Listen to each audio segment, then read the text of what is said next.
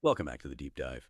Today, we're jumping straight into the really fascinating world of diasporic identity. We're focusing on the very personal, often funny, writings of Manjushree Thapa. We're pulling from her work, especially her collection, Rhymes with Funju-Free. And our mission for you today is really to explore how one writer navigated, well, decades of cultural conflict, always moving in just that constant need to explain herself. It's not just a biography.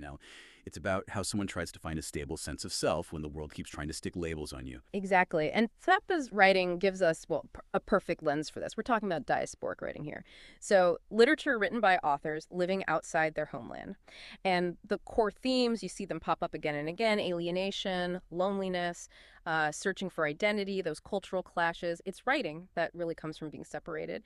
But it's not just about listing the hardships. I mean, you see in Thappa's work, and it's true for the genre, how this literature becomes a really profound act of cultural resilience. Authors use memory, nostalgia, not in a weak way, but as actual tools to keep community alive, maybe push back against things like xenophobia or feeling forced to just blend in. Right. And to really get what's at stake, we had to start with this opening scene for the title story. It's so telling. The narrator's at a clinic in Canada, waiting for a doctor. The receptionist is described as a middle-aged woman, dusky, of unreadable national origin, the face of multicultural Canada. So this receptionist has the clipboard, and then comes the struggle we all kind of anticipate. She stumbles over the name, trying to sound it out, eventually lands on Manjushree Thapa. But what's really key is the narrator's instant reaction. It's almost automatic. She gets why the receptionist is anxious about messing up the name because she grew up with a funny foreign name herself. So her first move isn't to correct her, it's to soothe the receptionist's discomfort. She just says, that was perfect. And that tiny moment, that instant choice to kind of shrink herself, accept her identity being twisted just to stop someone else feeling awkward, that really captures so much of the diasporic experience. It points to a whole lifetime of these little compromises already baked in. The fight over the name, it's never just about how to say it, is it? It's about who gets to own your identity. So we're going to track how this sense of self evolves, starting right from those early, quiet moments of fragmentation in her childhood. Okay, let's go back to the roots of this split self. We're in the early 1970s, Ottawa, Canada, Pierre Trudeau's era. The narrator's just 3 years old, living in what she calls a sleepy hamlet. And what's really striking is how she picks up English. She's at home, not in school, and she learns it watching Romper Room on TV. Her first actual English words: peanut butter, of all things. Yeah, that detail, right. Peanut butter, it tells you so much. It really does. Her gateway to the language, to the culture, is this very specific American kids show and, well, a food product. It immediately sets up English for her as something linked to media, maybe consumption, not really heritage or local community. And her memories from that time, they're dominated by what she calls the benign muteness of a foreign child in an open-hearted land. Muteness. Benign muteness, yeah. She talks about making friends with a French-Canadian girl, Kathy, but they barely shared any language. So their playtime was this solemn pantomime. It highlights how her first encounter with cultural difference wasn't, like, hostile or anything, but it was deeply nonverbal, isolating in a way. She could share space, affection even, but not really meaning. That's the quiet start of the split, where just communicating means you have to perform rather than just connect. So Canada was this sort of quiet, nonverbal phase. But then things get much louder, much more dramatic. Early 1980s, the family moves to Washington, D.C. You have to remember the context then. D.C. was being called the homicide capital of America. There was the crack epidemic, poverty, violence. But they lived in a good part of town, near Embassy Row, close to Vice President George Bush's place, actually. And here's where the central contradiction of her life just gets thrown into sharp relief. Her father is the Royal Nepalese ambassador. Now, on paper, that's huge status, right? Supposedly it comes with luxury chauffeur, Cadillac, staff, diplomatic immunity, the whole deal. But the reality, his salary was, well, incredibly low. The source describes it as below poverty level by U.S. standards. Below poverty level. Yeah. And then there's the embassy building itself, described as creaky, moldering. It had actually been officially condemned by the D.C. government as unsafe. but because it was diplomatic territory, it was outside their legal reach. They couldn't shut it down. So they're living in this, like, internationally recognized condemned building. Exactly. But outside, there's this proud brass sign, Royal Nepalese Embassy. It's just this incredible metaphor for the whole situation, isn't it? Trying to keep up this immense dignity and status, but built on a foundation that's literally crumbling. Absolutely. Living like diplomats in a condemned house. Yeah. It captures that contradiction perfectly. And her mother's reaction to all this is intense. She's a public health doctor, clearly very capable, but visa rules meant she couldn't work in the U.S. So she poured all that drive, all that energy into bettering the embassy. Right. This meant, like, getting rid of pests, apparently reading Better Homes and Gardens constantly, and using these floor-lit plants strategically placed to hide the fustier corners of the living room. Mm-hmm. Her whole attitude is summed up in this quote: being poor forces you to be creative. That quote. Yeah. That's that cultural resilience engine we talked about earlier, right there. It's not just about managing being poor. It's about saving face, maintaining honor, keeping sane, really, in this foreign place that's constantly reminding you what you don't have. The mother's performing creativity, using cleverness as a shield against embarrassment, making sure the world sees the royal embassy, not the moldering building. But all that effort to maintain appearances didn't exactly make things smooth for the daughter, socially speaking. She's at this expensive Episcopalian all-girls school, and she shortens her name to Manju, just to make it easier, right? You'd think so, but nope. That convenience just didn't happen. Teachers, classmates, they struggled. It became Manju, and then the one that really stung, Manju. Oof. Yeah. So this constant mangling of her identity, even when she tried to simplify it herself, it leads to that really resigned line she writes about that time. Man just could not rhyme with fun.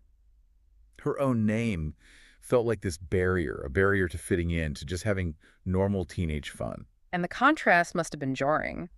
At school, the girls are talking about things like hay rides, which she notes she still doesn't fully get, Yeah. ski trips, dances, totally alien stuff. But then at home, life is strictly Nepali.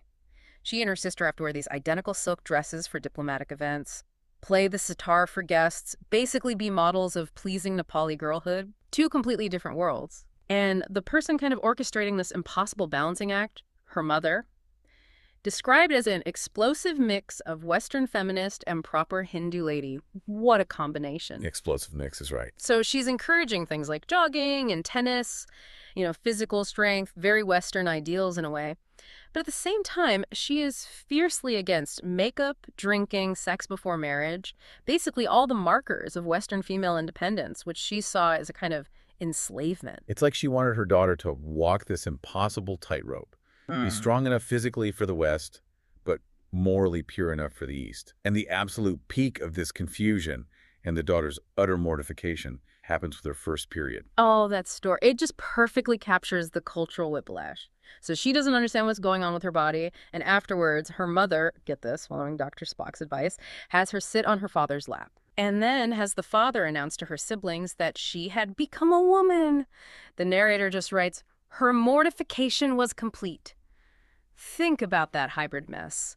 American parenting advice literature, Dr. Spock filtered through traditional Hindu customs, resulting in this bizarre public declaration that probably neither an American nor a Nepali girl would typically face in quite that way. Total confusion. You just feel for her, trapped in this bizarre half-life. And so her escape, her refuge, becomes art. Copying Picasso's, working with oil paints. That was the one place where she could just be. No need to perform Nepali girl or try to decode American teen. Art was just art. Identity without labels. But that pressure, that inability to find a comfortable space, it eventually had to give, right? Right. And it does, leading to this really critical moment of, outright rebellion. And funnily enough, it's sparked by this incredibly awkward, unwanted romance. Right. She's 14. There's a 20-year-old Nepali student boarding at the embassy who gets interested in her. Their one attempt at a kiss. She describes his lips as faintly repulsive, like warm milk, clearly not feeling it. Doesn't sound appealing, no. So she ends this, quote, baffled romance. Hmm. His reaction, he fakes a suicide attempt. Which is just, wow. Drama, high drama. Which forces her to confess the whole messy situation to her mother. And this is the absolute turning point. The mother, acting out of her own cultural framework, delivers this swift verdict: no Nepali boy will ever marry you now. Devastating, right? That was meant to be the ultimate condemnation. Your future, as we planned it, is over. Exactly. But the daughter hears something completely different. She hears freedom, pure liberation. That's the psychological key, isn't it? She thinks, okay, if the Nepali community is going to reject me anyway, if that's already decided, then why kill myself trying to be this good Nepali girl they want? Why not actually be worthy of rejection? Earn it. It's such a powerful shift. She takes control of her own narrative of exile instead of just passively suffering it. And her next move is immediate and drastic. She adopts this entirely new persona, a free-born Western boy, and specifically the Swedish tennis icon Bjorn Borg. Yeah, the Bjorn Borg phase. She went all in for about a year and a half. This wasn't just dressing up. It was the headband, the wristbands, practicing the two-handed backhand, mimicking his cool, steady gaze. She even wrote him a fan letter. She became Borg, in a way, a total rejection of femininity, of Nepali expectations. Choosing Borg is so interesting too, isn't it? Given the chaos around her, Borg represented this icy, cool, total control, a very specific kind of disciplined Western masculinity, the absolute opposite of the emotional, restrictive world she was escaping. Right. But what's really revealing is when she eventually realizes something, she figures out she didn't actually want to be Borg. She just loved him. And significantly, she also loved Rod Stewart, the wild rock star. Huh. Borg and Rod Stewart. Quite the pair. It signals this slow turn, doesn't it, towards building a self that could hold both control and release, maybe, exploring femininity again on her own terms this time, which eventually leads her to kind of burn the final bridge. She gets her first American boyfriend and declares, essentially, I was done with being Nepali. Done. And that feeling, being done, it really stuck with her for a while. Through art school in Providence in the late 80s, she actively avoided other Nepalese, found being around them constrained, uncomfortable. There's that anecdote about her literally rushing past a Nepali family at the Museum of Fine Arts in Boston so they wouldn't recognize her. Wow. Just avoiding any reminder of that past she felt trapped by. Yeah. But, the journey wasn't over. She had to circle back eventually. She did. In the late 1990s, she goes back to Nepal, spends a good chunk of time there, nearly a decade, and importantly, finds her real calling writing, not visual art. She manages to avoid getting married off. And crucially, back in Nepal, the name thing fades. She goes back to using her full name, Manjushree, because, as she says, it induced anxiety in no one there. She carves out this kind of functional, maybe still conflicted, but real home for herself. A conflicted home, yeah. But the final piece of this identity puzzle, it seems to click into place much later. She's in Seattle studying creative writing. And true to form, she's initially hesitant about connecting with the local Nepali community there. Old habits. Right. But she eventually goes to a Dasane party, and there, something shifts. For the first time, she finds an easy circle. But these weren't the Nepalese from her past, or the ones she imagined judging her. These were others like her half Nepali, half American background. People who understood the in-between. Ah, okay, so that's the key. It wasn't just shared origin, it was shared hybridity. They bonded over the shared experience of being mixed, of not fitting neatly into one box or the other. Exactly. And that leads to the big takeaway, the lesson she says took 30 years to learn. Community isn't just given to you by birth or blood, it's chosen. Based on shared understanding, shared experience, she puts it so clearly. There are Nepalese who form my community, and there are Nepalese who do not, and it does not matter whether they are in or outside Nepal.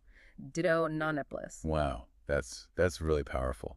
It's total self-determination of identity, finally. So today, she moves between Kathmandu and Toronto. She seems settled in this identity she's defined for herself.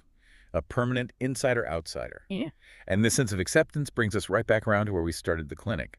The name. Yeah, because even now when she goes to the doctor, the name thing still happens. The doctor tries, maybe lands on Manju. Yeah. But this time, unlike that first scene where her instinct was to smooth things over for the receptionist, this time there's no correction, no struggle, no visible anxiety. She just says, yes, that's me. Yes, that's me. It's the ultimate acceptance, isn't it, of the fragmented self. She's not fighting the labels anymore. She's just inhabiting them, all the misfires, all the distortions, but on her own terms, without needing to apologize or fix it for anyone else. So the author, Manjushree Thapa, really uses those exact experiences, the cultural clashes, the name getting twisted, the things that cause so much pain. She uses them to ultimately define her own freedom. Which leaves us with this thought. If the name you're given keeps getting distorted by the world around you, from Sanu to Manju, to, yes, even Manju, what does that whole journey tell us about the deep power, maybe even the necessity of defining your own name, your own identity, in a world that seems determined to categorize you?